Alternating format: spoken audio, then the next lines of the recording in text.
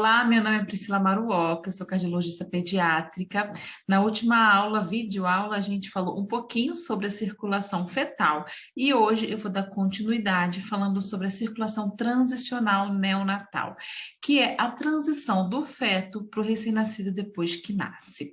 Bom, só para vocês recordarem um pouquinho aqui da última aula que eu falei sobre a circulação fetal, tem essa frase que eu acho bem assim interessante, que a mãe dá tudo de bom e tudo recebe de mal para o bem do filho. O que isso significa? Na circulação fetal, é a placenta que provém todo o oxigênio e nutriente para esse filho, então ela dá tudo de bom e todas as excretas e metabólitos desse bebê, desse feto, volta e é excretado pela placenta também, né? Na placenta. Então, ela realmente dá tudo de bom e tudo recebe de mal para o bem desse feto.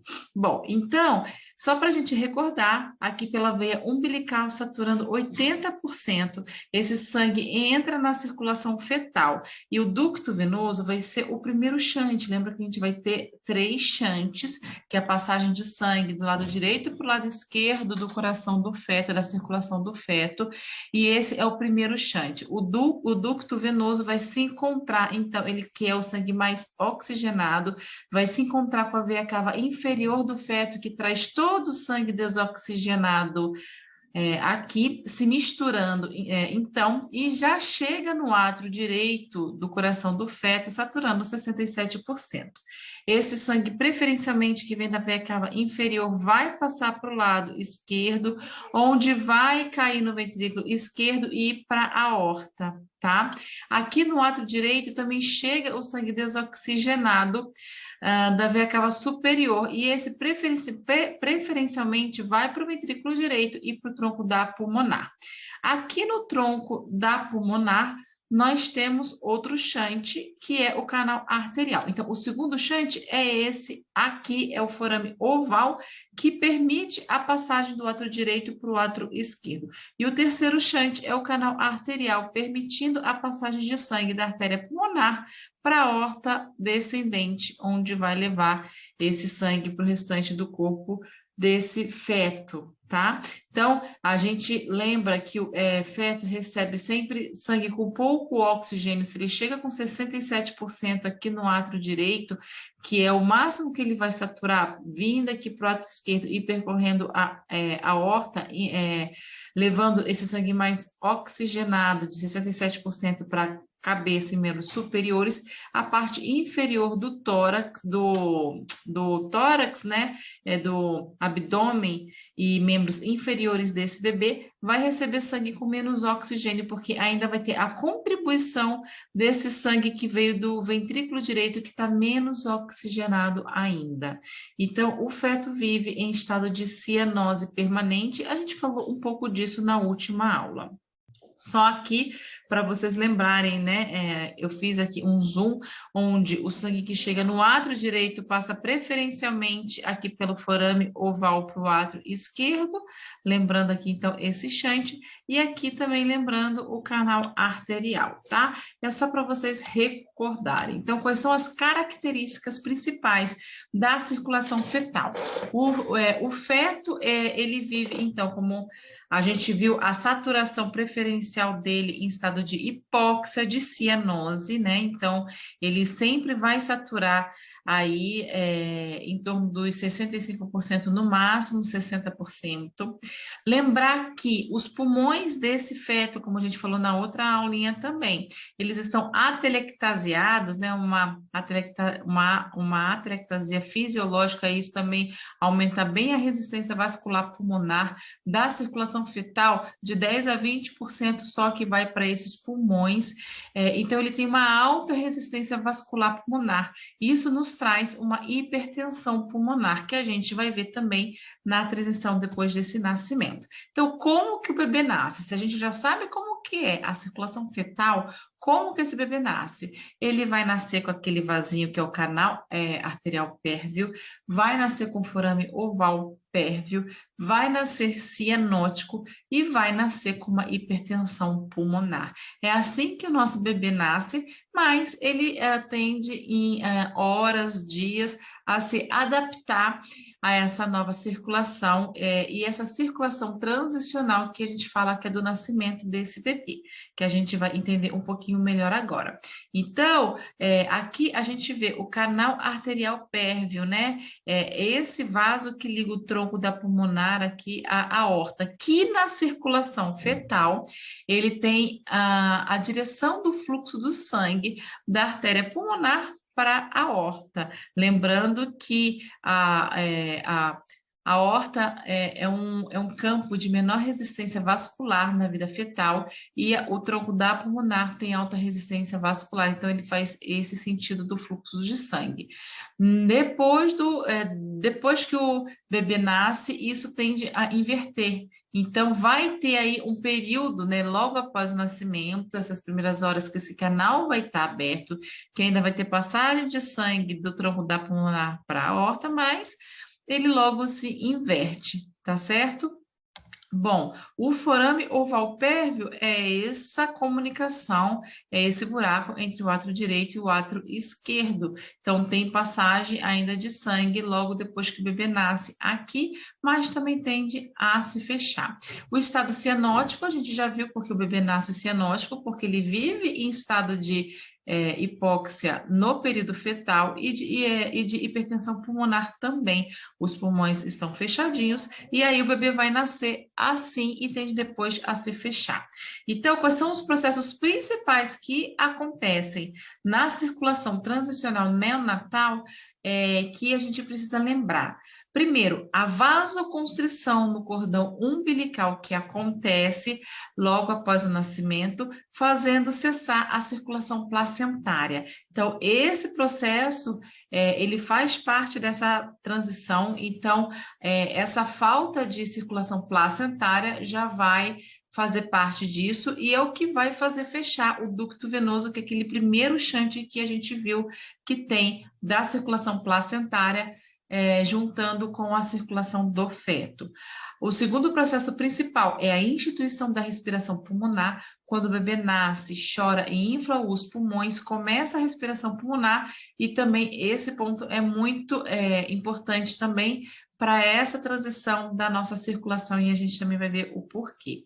E terceiro é a separação dos circuitos sanguíneos pulmonares e sistêmicos. Antes, eles tinham shunts, que é o ducto venoso, o canal arterial e o forame oval, e depois do nascimento, para esses shunts não existirem mais, e a gente vai ter a separação total desses dois circuitos, da circulação pulmonar e da circulação sistêmica, com o fechamento do canal arterial e do forame oval, tá?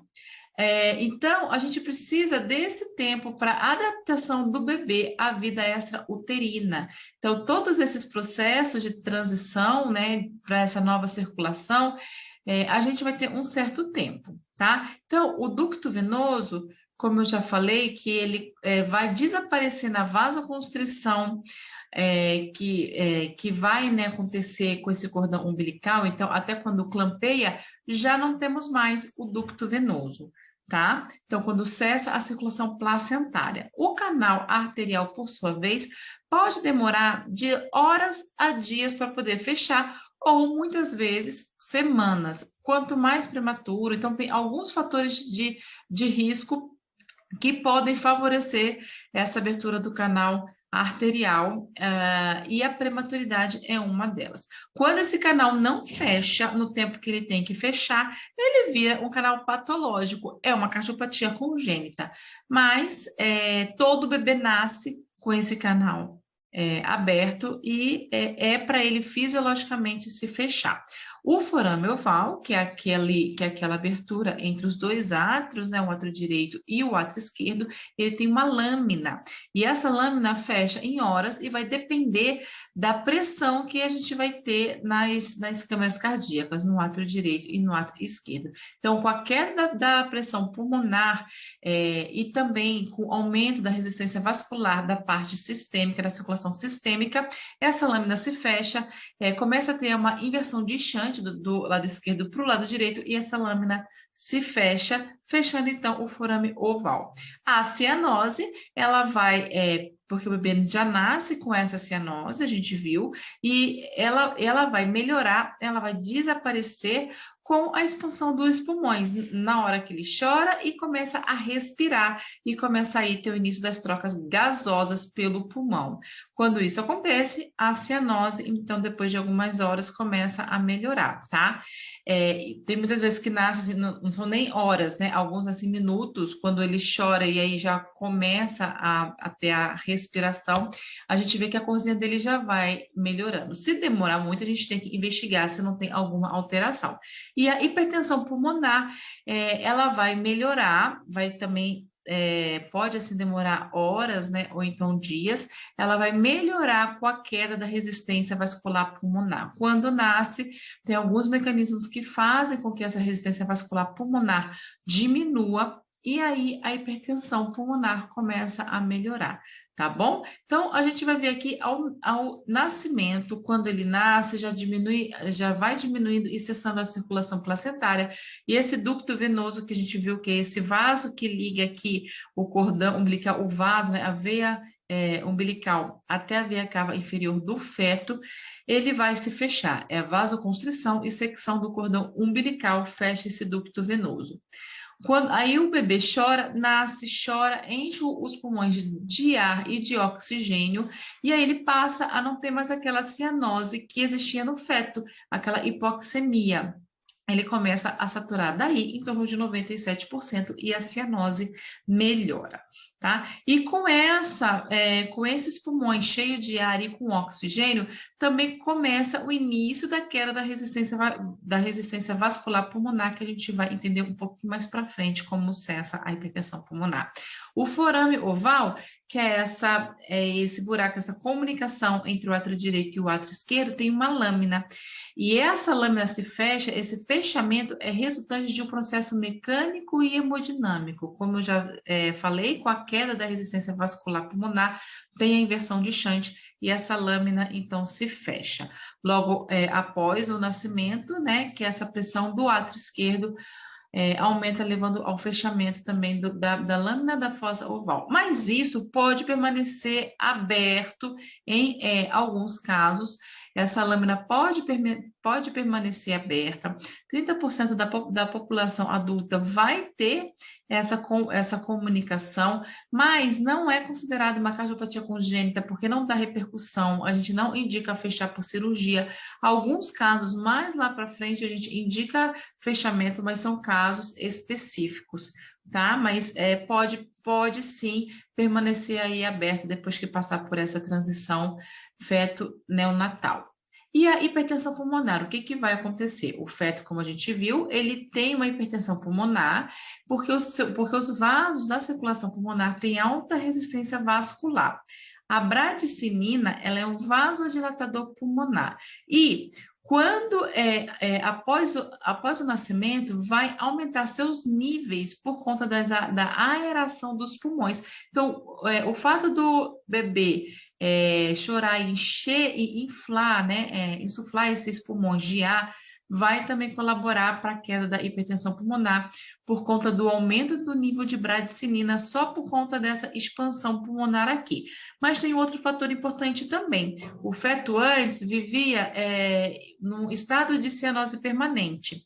Depois que nasce, não tem mais essa cianose pela entrada de oxigênio, e o oxigênio, ele é um vasodilatador pulmonar. Então, além da ação da bradicinina, a gente também tem que lembrar que o oxigênio é um vasodilatador pulmonar. Então, pode aumentar ali essa vasodilatação local, tá? O canal arterial, que é esse vaso que liga os dois vasos, ele vai se fechar depois do nascimento, vai ter um processo de fechamento. E como que isso daí acontece, né? A gente tem que lembrar que as prostaglandinas, elas são potentes vasodilatadoras e broncodilatadoras. E depois do nascimento, a inibição da sua síntese pela hiperoxigenação do sangue. Então, como ela faz uma vasodilatação e durante o feto, por conta dela, mantém esse canal aberto, depois do nascimento, a sua síntese é inibida, então não tem mais ação da prostaglandina e esse canal se fecha, tá? E aí, o oxigênio, nesse caso, ele é vasoconstritor ductal. O sangue oxigenado que começa a chegar aqui, passa aí da aorta para o tronco pulmonar, e esse oxigênio local ajuda a fazer uma vasoconstrição. Então, são esses dois mecanismos que, nesse período de transição do nascimento para os primeiros dias de vida, atuam no fechamento do canal arterial, tá? Então, a transição fetal, neonatal é a circulação, são as modificações da circulação que acontecem do feto para o bebê que acabou de nascer. Eu espero que vocês tenham entendido. Se tiver qualquer dúvida, é só deixar aqui nos comentários. Obrigada.